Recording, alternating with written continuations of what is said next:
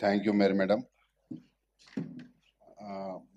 मेरे साथी MLA, ex officio members, officers and corporators, आज ये डिलिमिटेशन के जीएचएमसी डिलिमिटेशन के ताल्लुक से जो यहाँ पर सजेशंस और ऑब्जेक्शंस के लिए मीटिंग रखाई गई है, अचानक ही तौर के ऊपर डिलिमिटेशन प्रोसेस ये पहला नहीं है, ना ये आखिरी रहेगा।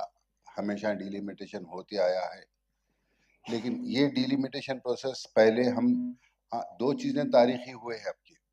इससे पहले जब कभी भी डिलिमिटेशन हुआ, उसकी चर्चा या उसके सजेशंस काउंसिल बुलाकर नहीं ली गई।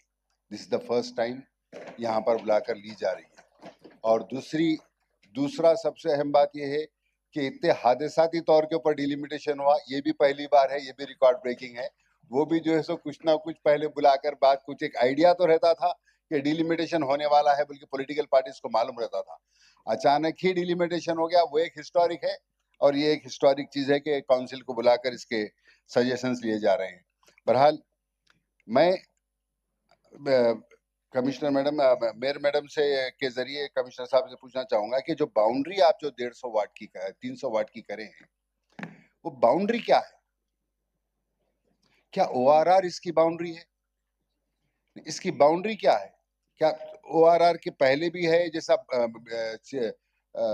कमिश्नर साहब स्पेसिफिक बोले कि कोई असेंबली कॉन्स्टिट्यूंसी हम डिलिमिटेशन के बाद भी मैक्सिमम क्रॉस नहीं करें, एक्सेप्शनल केसेस से जहां करें। तो क्या इसकी बाउंड्री क्या है? टोटल जो टोटल पूरा जो एरिया आप मर्ज कर रहे हैं, उसकी बाउंड्री क्या है? उसके डिटेल्स नहीं है। और जितने भी वार्ड है, ज्योग्राफिकली तो आप बनाए हैं, लेकिन एक एक वार्ड के अंदर आपके पास 2011 से हट के कोई दूसरा सेंसस नहीं है। सेंसस दूसरा होने वाला है। आप वोटर के बेसिस पे करें, वोटर के बेसिस पे करें तो आप कम से कम वो डेटा दीजिए कि एक एक वार्ड के अंदर हमने इतने इतने वोटर्स रखे हैं, 10% प्लस और माइनस।